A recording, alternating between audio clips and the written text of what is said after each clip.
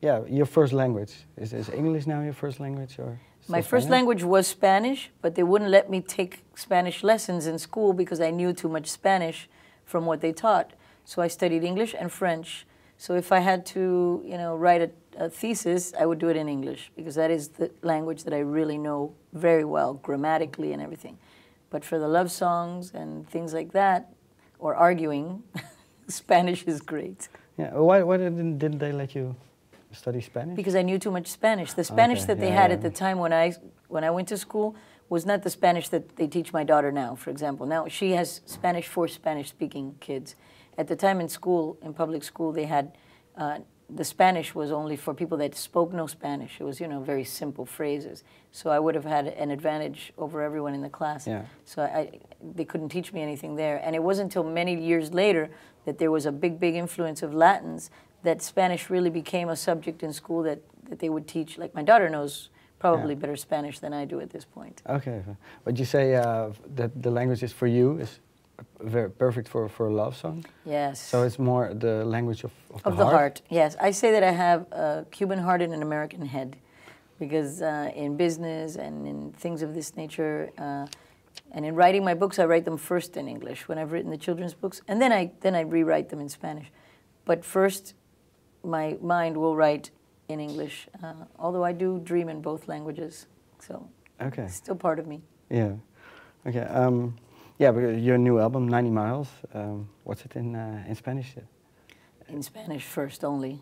Yeah, but I mean, no, what is 90? What does it mean, 90 millas? Yeah, okay. 90 millas is the distance between Cuba and Key West, the southernmost point. Okay. So really it's the water that has divided my husband and me and a lot of Cubans from their homeland. If you lived in Florida, of course.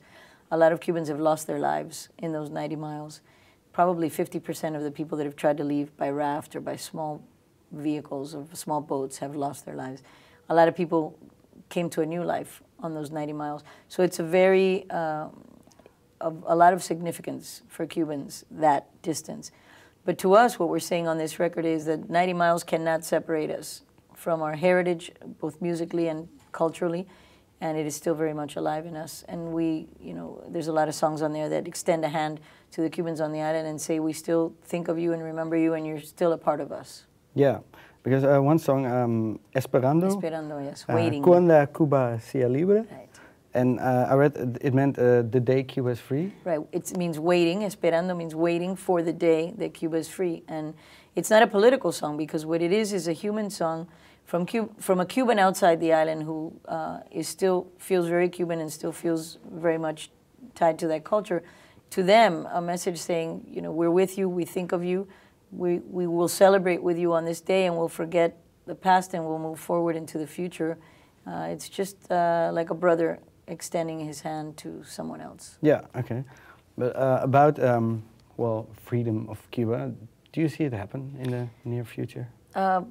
I see change coming regardless, because the minute that Fidel Castro, who's the figurehead and really the center of that revolution, the minute he finally dies, he may be already, we may not know, but the minute he passes, it'll be a change. I'm not saying it's going to be like the Berlin Wall coming down, because I think that for them that wouldn't be good necessarily. I think it should be a slower transition so they can accustom themselves or acclimate themselves to all the choices that they will have and all the possibilities which they have no clue about. They've been stuck in one system for 50 years and very restricted as to information about the world.